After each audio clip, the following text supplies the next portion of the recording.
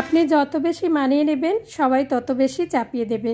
চাপে পড়ে সব কিছু মানতে মানতে একটা সময় দেখবেন যে সবাই ঠিকঠাক আছে, কিন্তু আপনি আর সেই আপনি নেই। অবশেষে সমাপ্তিটা এরকমই হয় যে যাদের জন্য নিজেকে এত পরিবর্তন করবেন, ঠিক তারাই আপনাকে দেখিয়ে দেবে, বুঝিয়ে দেবে যে আপনার এত কিছুর কোনো মূল্য নেই তাদের কাছে। আসসালামু আলাইকুম, সবাইকে আমন্ত্রণ জানাচ্ছি আজকের ভিডিওতে। আশা করছি যে যেখান থেকে দেখছেন সবাই ভালো আছেন এবং সুস্থ আছেন। আলহামদুলিল্লাহ আমিও ভালো আছি আল্লাহর রহমতে, আপনাদের সবার দোয়া ও ভালোবাসায়। কখনো বৃষ্টি কখনো রোদ, সুন্দর একটা ওয়েদার, আমার কাছে তো ভালোই লাগে। এই ঝমঝমিয়ে বৃষ্টি পড়ছে, আবার একটু পরে রোদ ঝলমলে একটা সুন্দর আকাশ, সব কিছু মিলিয়ে এখনকার ওয়েদারটা একরকম ভালোই লাগছে। তবে বেশি বৃষ্টি হলে ভালো লাগে না, কারণ হলো ঘরের কাপড় চোপড় থেকে শুরু করে যা কিছু ধোয়া কাচা হয় না কেন সেগুলো শুকোতে চায় না। আর ছাদে দিয়ে আসলে যেটা হয় যে কাপড় চোপড় দিয়ে বাসায় আসতে না আসতেই আবার সেগুলো নিয়ে আসতে হয়, ঝমঝমিয়ে বৃষ্টি শুরু হয়ে যায়। তো এই যে দেখুন আকাশটা কিন্তু মেঘলা। তো সকালের দিকে একটু রোদ ছিল, ভাবছিলাম যে আজকে বেডশিট চেঞ্জ করে এটা ধুয়ে নেব, কিন্তু দেখলাম যে মেঘলা মেঘলা বৃষ্টি, তো এগুলো ধুইলে পরে দেখা যাবে যে বারান্দায় রাখাটাও ঝামেলা হয়ে যাবে, কারণ আমার একটাই বারান্দা, আর বারান্দায় হলো গাছ টাছ আছে কিছু, তো সেজন্য বারান্দায় কাপড় চোপড় দিলে তো একটু গাছের সমস্যা হয়।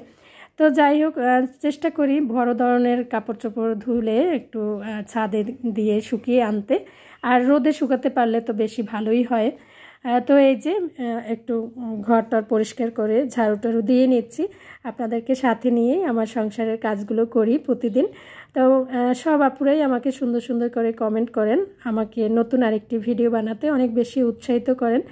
সবার প্রতি আমি অনেক বেশি কৃতজ্ঞ, মন থেকে সবার জন্য অনেক অনেক দোয়া, অনেক অনেক ভালোবাসা। সকালে নাস্তা খাওয়ার পরে আম খেয়ে নিয়েছি, তারপরে একটু একটু করে কিন্তু এই সংসারের কাজগুলো করছি। তো এটা ছিল হলো শুক্রবারের ভিডিও। শুক্রবারে আমাকে একটু ছুটি দিতে চেয়েছিল আমার ঘরের অন্যান্য সব সদস্যরা, তো যে যার মতো করে টুকটুক করে মোটামুটি অনেক কাজ করেছে, কিন্তু আমার কাজ তো আমাকে করতেই হয়। তো আজকে হলো আপনাদের ভাইয়া সুন্দর একটা রান্না করেছে, মানে দুজনে মিলিয়ে রান্না করেছি, তো সেটা একটু আপনাদের সাথে শেয়ার করব, অবশ্যই সাথে থাকার অনুরোধ রইল। তো সকালবেলা নাস্তা খাওয়ার পরে যেটা হয় যে আমি ঘরের সব কিছু গুছিয়ে পরিষ্কার পরিচ্ছন্ন করে তারপরে রান্নাঘরে যাই। এটা তো যারা সবসময় আমার ভিডিও দেখেন সবাই জানেন। তো এই যে আমি চুলাটাকে সুন্দর করে পরিষ্কার করে নিয়েছি, আসলে এগুলো একদম অভ্যাস হয়ে গেছে। আর কাজের প্রতি যদি ভালোবাসা থাকে, কাজের প্রতি যদি নেশা থাকে, ঘর গুছানোর নেশা, ঘর পরিষ্কার পরিচ্ছন্নতা এগুলো করার যে একটা নেশা, এটা যদি থাকে তাহলে কিন্তু কাজে কোনো কষ্টই হয় না। তো বারান্দা থেকে কাপড় চোপড় কিছু নিয়ে আসছি, এগুলো শুকিয়ে গেছে, আর একটু পরে দেখা যাবে যে বৃষ্টি এসে আবার সব ভিজে যাবে, সেজন্য এগুলোকে একটু গুছিয়ে রেখে দিলাম। আর এই যে সুপার কর্নারে দেখা যায় যে মশা লুকিয়ে থাকে, যখন ঘরে কয়েল জ্বালানো হয় তো মশাগুলো কি করে সুপার কর্নারে লুকিয়ে থাকে, তো এই জন্য প্রতিদিন একটু এখানে নাড়াচাড়া দিয়ে পরিষ্কার করে নেই, এতে করে মশাগুলো বাইরে বের হয়ে যেতে পারে আর কি। আর আমার কাছে মনে হয় যে বৃষ্টির সিজনে মশা মাছির আক্রমণটাও একটু বেশি হয়। আর বাইরে যেহেতু একটা স্যাঁতস্যাঁতে ওয়েদার, এই অবস্থায় ঘরের মধ্যটা যদি একটু পরিষ্কার পরিচ্ছন্ন না রাখা হয় তাহলে নিজের কাছে অনেক বেশি খারাপ লাগে। তো যাই হোক, এই তো একটু একটু করে কিন্তু আমি ঘরের কাজগুলো আপনাদেরকে সাথে নিয়েই করছি। তো ওই যে বললাম যে কাজের প্রতি যদি একটা আগ্রহ থাকে, ঘর গোছানোর প্রতি যদি একটা নেশা থাকে, সারাদিন পরিশ্রম করলেও কিন্তু ক্লান্তি লাগে না, এটা হলো সবচেয়ে বড় কথা। দেখবেন যে আপনি ঘুম থেকে ওঠার পরে একটু ক্লান্তি ক্লান্তি ভাব, যখন সংসারের কাজগুলোর দিকে তাকাবেন তখন কিন্তু ক্লান্তিগুলো সব চলে যাবে। কারণ ওই যে নিজের একটা কাজের যে আমি এখন এই কাজটা গুছিয়ে করে ফেলবো তাড়াতাড়ি করে, কারণ আমার দিন শুরু হয়েছে, আমার সংসারের কাজগুলো আমার করে যেতেই হবে। তো এই হলো ব্যাপার। তো এই যে আমি রাইস কুকারটা একটু পরিষ্কার করে নিলাম সুন্দর করে।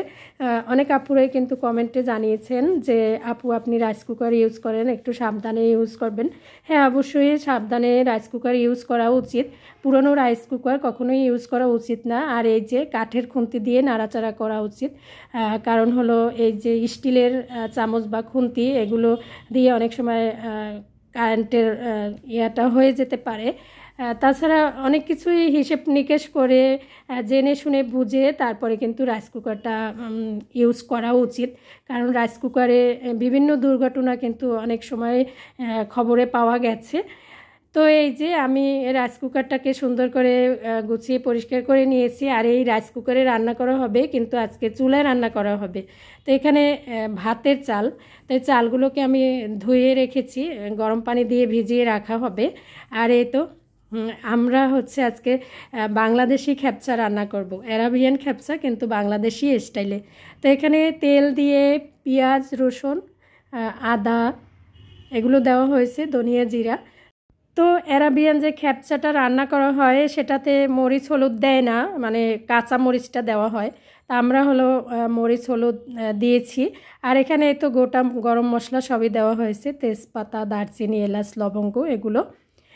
মানে ঘরে থাকা যা উপকরণ সেটা দিয়েই আজকে বাংলাদেশি স্টাইলে খ্যাপচা রান্না করা হচ্ছে। তো প্রেশার কুকারে আর কি মাংসটাকে সুন্দর করে একটু সিদ্ধ করে নেওয়া হবে।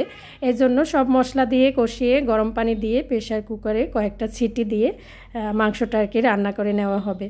ওদিক দিয়ে কিন্তু ভাতের চালটাকে সুন্দর করে ভিজিয়ে রাখা হয়েছে গরম পানি দিয়ে। তো তারপরে এই তো প্রেশার কুকারে আর কি মাংসটাকে সিদ্ধ করে নেওয়া হবে। চাল এবং মাংসের পরিমাণ বেশি হওয়াতে রাইস কুকারে আর কি দেওয়া হয়েছে, রাইস কুকারের এই হাঁড়িটাতে। তো মাংস সিদ্ধ করে তার মধ্যে কিন্তু এই যে পানি আর হলো ভিজিয়ে রাখা চাল, ভাতের চাল, আমরা যে মিনিকেট চালের ভাত খাই সেই ভাতের চালটা দিয়ে এই তো পরিমাণ মতো পানি দিয়ে ঢাকনা দিয়ে রান্না করা হবে। আর এটা প্রেশার কুকারে রান্না করলে খুব বেশি একটা সময় লাগে না, কিন্তু আমার যেহেতু একটু চালের পরিমাণ বেশি, প্রেশার কুকার ছোট, সেজন্য এই হাঁড়িতে রান্না করা হয়েছে। তো এই যে দেখুন পরিমাণ মতো পানি দিয়ে তারপরে একটু ফুটে উঠলে এখানে আলু, সিদ্ধ করা আলু আর কি ছোট টুকরো করে দিয়ে দিয়েছি। তো এই আলুটা তেলে ভেজে দিলে একটু ভালো হতো, তারপরেও ভালোই হয়েছে, খেতে বেশ ভালো হয়েছিল। তো আমাদের নিজেদের স্টাইলে আর কি অ্যারাবিয়ান খ্যাপচা রান্না করা হয়েছে। এই তো দেখুন, তো ঢাকনা দিয়ে কিন্তু একদম চুলার আঁচটা কমিয়ে রেখে তারপরে রান্নাটা করা হয়েছে। একদম ঝরঝরে হয়েছে আর খেতে বেশ টেস্টি হয়েছিল। তো এই যে দেখুন, আর এই খ্যাপচা হচ্ছে বড় প্লেটে করে সবাই চারপাশে বসে তারপরে খেতে হয়, তো আমরা সেটাই খেয়েছিলাম। তো এই যে দেখুন কতটা ঝরঝরে হয়েছে, আর মাংসটাও একদম নরম তুলতুলে হয়েছিল সিদ্ধ হয়ে। তো তারপরে যে বিকেল 5টার পরে বের হয়েছিলাম একটু বাইরে, কাছে একটা নার্সারি আছে আমাদের বাড়ির কাছে, সেখানে একটু ঘুরে আসলাম। আর বাইরে বের হওয়ার পরে তো একটু ঘুরি ঘুরি বৃষ্টিও হয়েছিল। তো বৃষ্টির মধ্যে নার্সারির কাছাকাছি গেছি, ভাবলাম যে একটু এখানে দেখে যাই, যদি কোনো গাছ পছন্দ হয় তাহলে কিনে নিয়ে যাব। আর এখানে অনেক ধরনের গাছ আছে, কিন্তু দাম অনেক বেশি। তো এই যে বিভিন্ন ধরনের ফুল গাছ থেকে শুরু করে লেবু গাছ, আম গাছ, অন্যান্য ফলের গাছও আছে। তো এগুলো ঘুরে ঘুরে দেখতেও অনেক বেশি ভালো লাগছিল। আসলে প্রকৃতির মাঝে আসলে সব কিছুই ভালো লাগে আর মনটাও ভালো হয়ে যায়।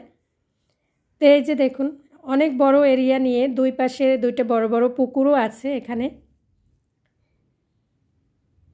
কত ধরনের যে গাছ এই নার্সারিতে, দেখে ইচ্ছে করে যে সবগুলোই কিনে নিয়ে যাই।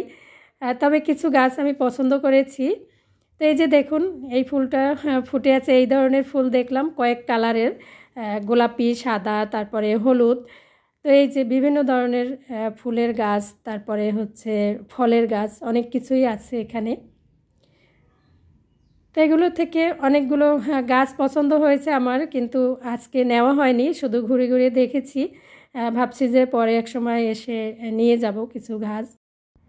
আসলে গাছকে যারা ভালোবাসে তাদের কাছে কিন্তু গাছ কালেকশনে রাখতে অনেক বেশি পছন্দ করে তারা। তো যে গাছ দেখি সেটাই পছন্দ হয়ে যায়। তো এই যে দেখুন কত ধরনের যে গাছ এখানে। এতক্ষণ যারা ধৈর্য ধরে আমার ভিডিওর সাথে আছেন সবাইকে জানাই অসংখ্য ধন্যবাদ, মন থেকে অনেক অনেক দোয়া, অনেক অনেক ভালোবাসা। আর আমার কথা ও কাজের মধ্যে কোনো ভুল ত্রুটি হয়ে থাকলে অবশ্যই ক্ষমা সুন্দর দৃষ্টিতে দেখবেন আশা করি। তো এই যে এই গাছটাও আমার অনেক বেশি পছন্দ হয়েছে, কি সুন্দর সাদা ফুলগুলো। তো এই গাছের নাম জানি না যদিও। তো সংসারের কাজের পাশাপাশি মাঝে মাঝে একটু বাইরে বের হতে হয়, নিজের পছন্দের কাজ করতে হয়, তো সেটাই আর কি। তো এই ছিল আমার আজকের ভিডিও। পরবর্তী ভিডিও দেখার আমন্ত্রণ জানিয়ে আজকে তাহলে এখানেই বিদায় নিচ্ছি। সবাই ভালো থাকবেন, সবার জন্য অনেক অনেক দোয়া রইল, আমাদের জন্য দোয়া করবেন। আল্লাহ হাফেজ, আসসালামু আলাইকুম।